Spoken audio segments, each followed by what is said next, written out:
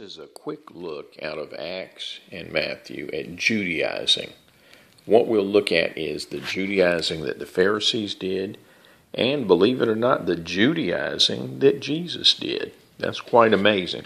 So first of all, what is Judaizing? Well, the Pharisees, their form of Judaizing was, if you read Acts chapter 15, is, "But there rose up certain of the sect of the Pharisees which believed." So they were believers in Jesus.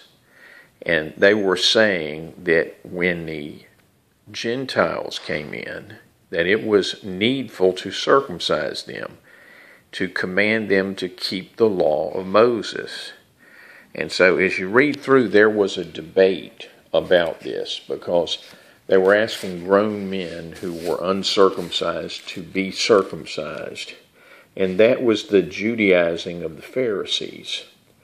Now, that's been misrepresented to be anything keeping of the Old Testament law.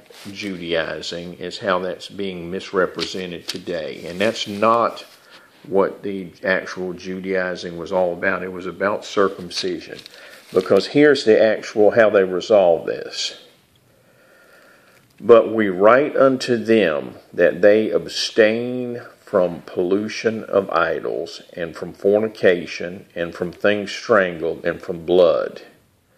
And that is how they solved this issue. They didn't need to be circumcised, but they did need to abstain from idols. They abstained from fornication, which is a keeping of the Old Testament law. And they also had to keep certain of the food laws. Yes, to abstain from things strangled and from blood, which they were bound to keep the kosher aspect of this as well. So when Christians tell you that everything has been passed away, that's not quite true. The Judaizing of the Pharisees was not accepted by the apostles. But now let's look at Jesus and how he actually Judaized. Let's look at that. Now in Matthew chapter 7, I'll start in verse 21. These are the words of Jesus. And when you understand these words, this is quite Judaizing.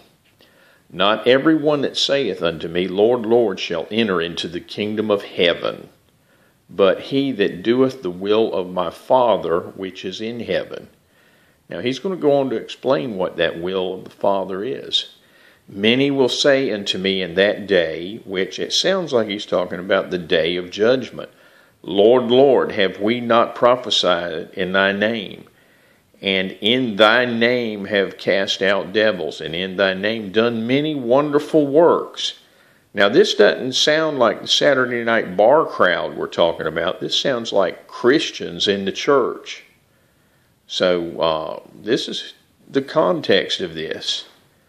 So, "And I will profess unto them, I never knew you. Depart from me, ye that work iniquity."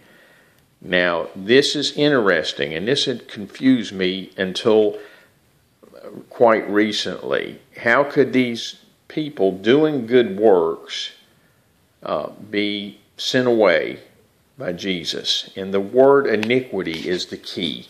This iniquity right here in the Greek is a 458 iniquity, which is what Jesus spoke of when he used the word iniquity 4 times as much as any other iniquity. And what this actually means is that these people that were doing good works in the name of Jesus, they were committing iniquity because of what this means. It means, the literal translation is a refusal to be subject to Jewish law.